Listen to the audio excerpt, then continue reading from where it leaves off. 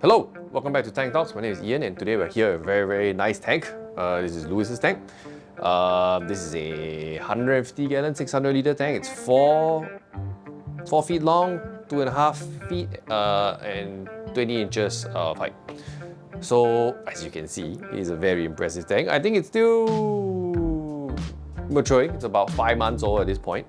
I remember coming down once and it was still empty. There were no rocks even, but then now it's come a very long way. Very nice. So there's a lot of SPS. I don't know the names, so I'm not gonna bother trying to name them all, or the torches for that matter. There's a whole buffet of torches. There's hammers and gonios, and the fish are very interesting. Let's go start with the normal ones. There's a yellow tang, there's a gem tang, a Naso blonde lipstick Naso, an Achilles tang, and then we have some really cool angels. We have a kingy angel and a gold flake angel, as well as a joculator angels. If these are somewhat unfamiliar to you, it's probably because they are not that common. You can find them if you want, but they're quite rather pricey most of the time, especially the kingy angel. That one's a real good looking fish. We'll give you a couple of close-up shots later, but that is definitely one of the holy grail fishes for sure. And just to go into the equipment a little bit, we have on the top, we have some wired lighting. It's really good lighting. Apparently the power is really intense. I have some friends who use it and I just stand near the tanks. I can feel myself burning sometimes. And the power is really great. And we have a Aqua UV, I think it was a 57 watt. And I think there's a thing in Singapore now where a bunch of the reefers are saying, oh, we should draw the water from the display for egg management. So here's a CJ pump at the back, pumping it up into the UV, making sure that the flow rate is tuned correctly before coming back out. And as you can see, there is egg in this tank, and this Achilles is spotless. So a lot of times we say, oh, egg management is not enough for powders. It's like a bunch of us here have been keeping ATs with this UV in the display thing, and so far so good. I mean, it's like months on end. I'm not gonna say it's a success by any stretch of the imagination. It's not years, but it's definitely going well. I think it's spotless. For those of you who have ATs and have tried, once the egg comes, it just keeps staying there on and off, but it's cleared up pretty well. And then we have some MP40s, I believe. It's a very strong flow. But I asked the owner why it was empty here, and all the gonios are there because the flow was way too strong and the gonios were just getting knocked around real bad. So don't know what will come here. Eventually we'll find out. Maybe more SPS on the ground. I don't know, more teas or something. But yeah, light, UV, what else? We'll go to the sump in a little bit. And I think there's like a reef mat, there's like the regular stuff, your dosing pumps and things like that. But it's a very nicely, meticulously laid out bio-ball situation. It's kind of cute. But yeah, so great tank. Enjoy the tank. Enjoy some B-roll, and then I'll catch up with you in a bit.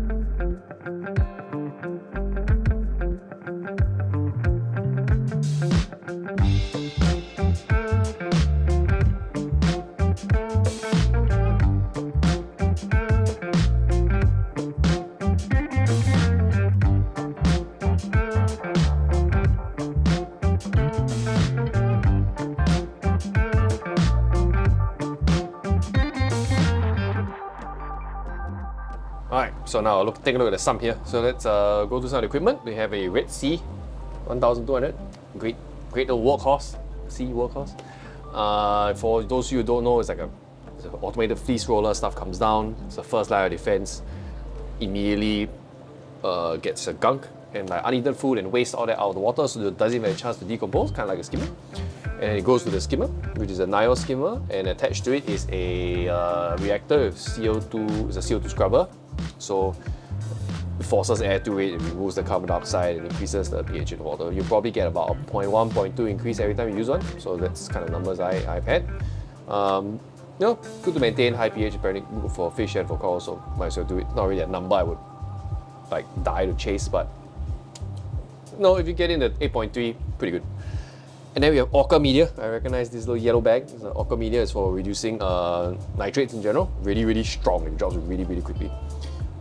And then we have, I believe these are the max spec balls, and they are arranged very neatly in very OCD fashion. I could not do this, but I guess it makes it easier to clean. I don't know, maybe. But it looks cool. I wish I did that. Mine's all this. What else is there here? Well, the Arctica chiller, much quieter. I don't know if you guys have used the Hylia chiller. It is like, it's like a jet engine in your house, and I have like 3 of them in my house, and it's just unbearable. But it's Arctica, pretty quiet. You close the doors, can't really hear it. And also, apparently lasts much longer. But also much more costlier. You could probably buy 2 Hylias that die faster, but you probably end up being about the same price. So pick your point. There's a 4-head Red Sea dose.